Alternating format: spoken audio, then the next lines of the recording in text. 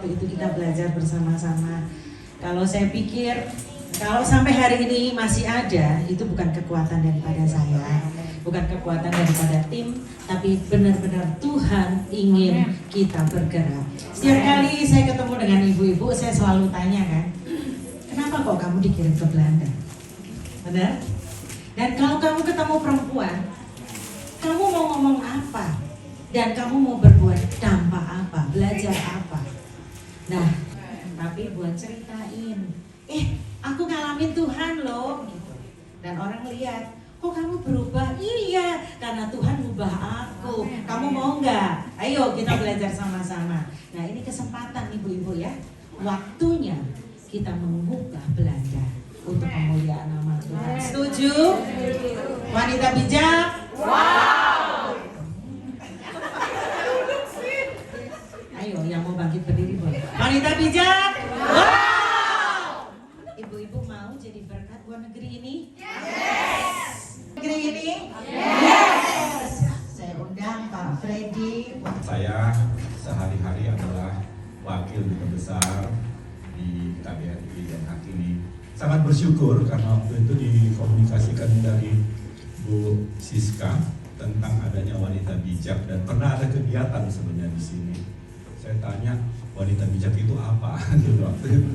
Kemudian saya kira hanya cuma acara-acara saja. Last minute Bu Siska minta saya memberikan sedikit sambutan. Sebenarnya hal yang saya sampaikan ini agak berat. Kenapa? Karena saya ketemu sama orang-orang yang bijak. Jadi saya harus memilih kata-kata yang bijak. Ini berat ini sebenarnya, ini berat. Karena dan kebetulan ini satu Eropa pula ini dan ada sampai yang ke Amerika, ya. Bicara wanita bijak, nggak main-main loh. Kalau misalnya teman-teman sudah mengatakan wanita bijak, berarti kata bijak itu kan kata yang luar biasa. Jadi bukan, makanya nggak ada kata, mungkin kalian akan mungkin lebih, kenapa nggak disebut wanita baik se-Eropa? Karena hanya orang-orang tertentu yang bisa merasakan itu. Tapi ketika misalnya wanita bijak, berarti perkataan dan perbuatan. Dan ingat, kalau mau memberkati kota ini, memberkati negara ini, berkati, jadilah sumber berkat. Dan keluarga atau mungkin yang berpasangan atau yang sendiri pun itu harus menjadi sumber berkat untuk bisa memberkati. Saya teringat sebenarnya kalau misalnya melihat wanita bijak dan wanita bodoh itu ada perumpamaan. Ya, Matius 25 ayat 1 sampai 13. Sebenarnya Tuhan tidak membeda-bedakan, tidak mendiskriminasi. Tuhan tidak menjudge kamu itu bodoh. Tetapi menarik sekali di situ. Karena ternyata bodoh itu adalah sikap yang tidak mau diajar oleh kebenaran firman Tuhan dalam konteks itu. Artinya tidak mempersiapkan. Tetapi orang-orang wanita-wanita yang bijaksana itu, mereka yang mendengar dan melakukan firman Tuhan. Berarti ada bersiap dan berjaga. Kan begitu. Nah, kita sekarang kan, ini menarik loh. Saya kait-kaitkan kenapa kita melakukan ini pada saat kita merayakan kenaikan Tuhan Yesus ke surga.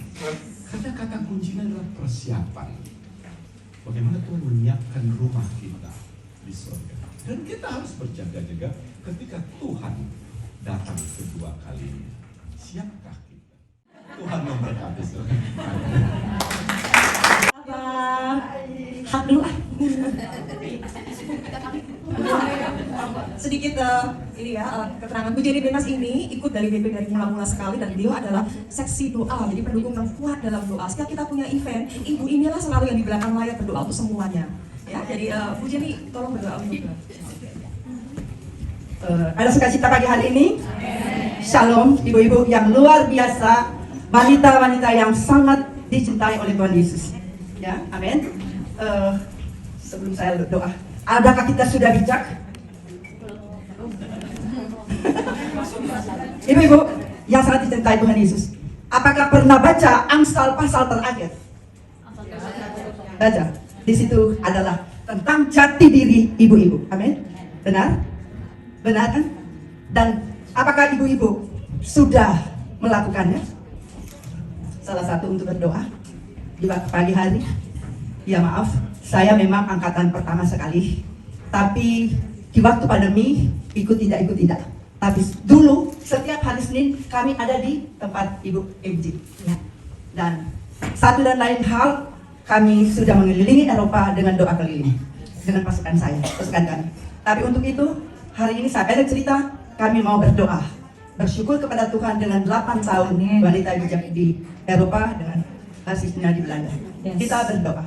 Bapa yang baik, kami datang kepadamu pada hari ini Tuhan. Kami sungguh mengucap syukur Tuhan karena anugerah dan pernyataan-Mu ke dalam hidup kami. Kami ini Tuhan hanyalah wanita-wanita yang Engkau ambil dan Engkau poles dan Engkau bentuk Tuhan untuk menyenangkan hati-Mu Bapa. Bapa, kalau pada hari ini, pada hari kenaikan-Mu ke surga, kami memperingati akan 8 tahun wanita bijak di Eropa dan basisnya di Nederland. Bapa, ini hanyalah kemurahan dan anugerah yang Engkau berikan bagi kami semua. Terima kasih Tuhan, terima kasih Bapa di surga Tuhan Yesus. Biarlah acara selanjutnya kami serahkan di dalam tangan-Mu saja. Pakai kami, urapi kami untuk menjadi wanita-wanita yang luar biasa, wanita-wanita yang penuh urapan di akhir zaman ini Tuhan. Karena kami Tuhan punya tempat yang spesial di hati-Mu. Biarlah Tuhan kami mau berjalan dengan ibu-ibu yang ada di Eropa ini sederap dan selangkah untuk memuliakan Engkau sampai Engkau datang yang kedua kali. Berkati acara kami ini Tuhan, kami serahkan sampai selesai. Terima kasih Bapa di surga Tuhan Yesus dan Roh Kudus, kami telah berdoa dan bersyukur kepadamu. Di dalam nama Tuhan Yesus, Allah kami yang hidup, kami sudah berdoa. Haleluya. Semua yang percaya berkata,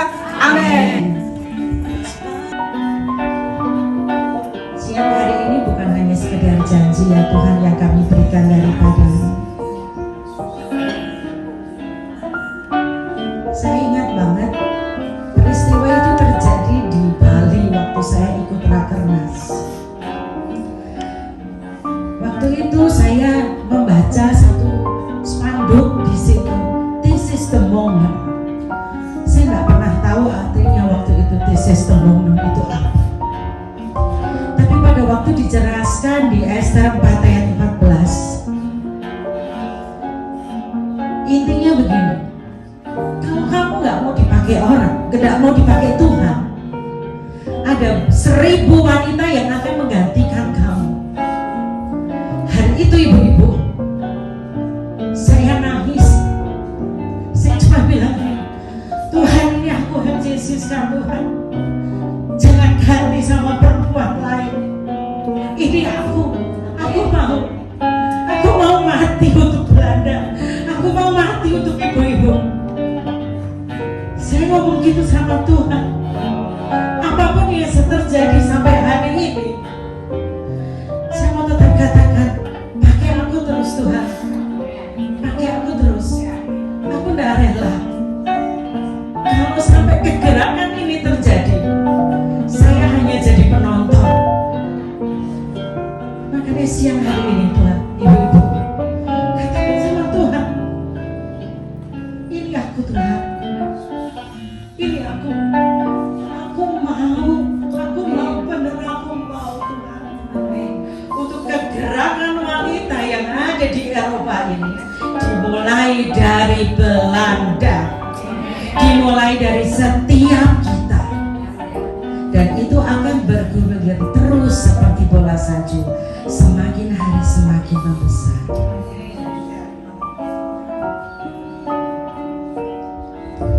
Hidupku menggenapi firman-Mu, tanda mujizat sertai tiap langkahku. Kau bersamaku di dalamku.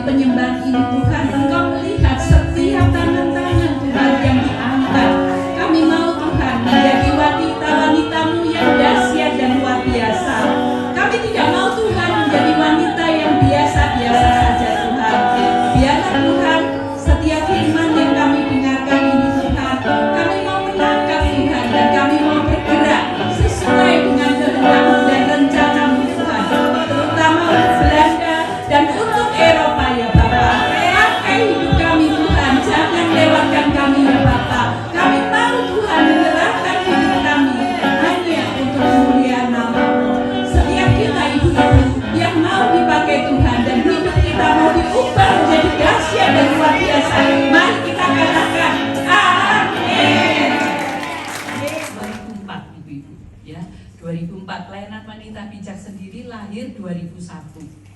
Ya, jadi cukup lama, tetapi saya masih belum sempurna. Jadi saya masih terus belajar ibu-ibu ya. Jadi kita semua hanya wanita biasa di tangan Sang Pencipta kita. Tuhan mau ada sesuatu yang Tuhan mau kerjakan ya buat Eropa. Ya, jadi ini adalah moto saya terus mau bertumbuh, belajar bertumbuh ibu-ibu. Sampai hari ini saya gagal, nggak pernah gagal. Tetapi saya tahu ada dalam komunitas wanita bijak ya, dengan bertekun di dalam firman Tuhan, maka saya mau belajar bertumbuh terus ya. Saya mendampingi suami saya di dalam pekerjaan ya yang Tuhan percayakan kepada kami, juga di dalam pelayanan ya, kami mau bertumbuh bersama-sama.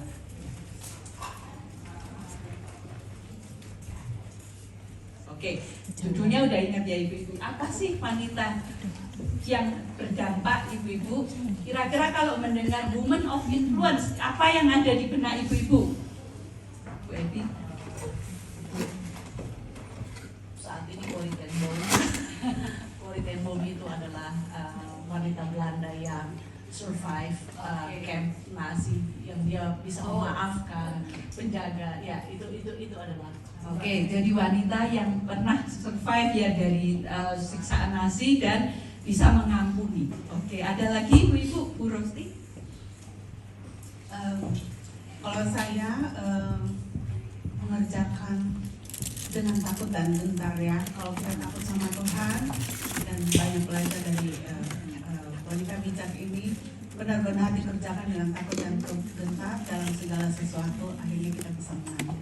Oke, ya jadi wanita yang mengerjakan kehendak Tuhan dengan rasa takut dan gentar. Nah, ketika melakukan itu dengan rasa takut dan gentar, maka akan diberikan kemenangan ya Bu ya.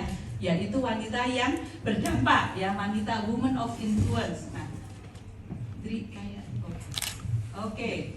Nah, ibu-ibu saya mau refresh ibu-ibu ya, ini adalah visi dari wanita bijak ibu-ibu. Yuk kita baca sama-sama ya Bu, sambil mengulang kembali yang sudah lama ikut. 1, 2, 3. Melalui keunikannya wanita berfungsi dan menjadi teladan. Nah ibu-ibu, di dalam visi wanita bijak ini kita semua wanita itu punya keunikan ibu-ibu ya. Nah di dalam camp modul 1 ibu-ibu belajar keunikan wanita itu ada 3. Itu yang Tuhan pulihkan. Masih ingat nggak Bu Afif? Yang pertama adalah keberhargaan ya ibu-ibu. Jadi ibu-ibu dipulihkan dari keberhargaan yang benar.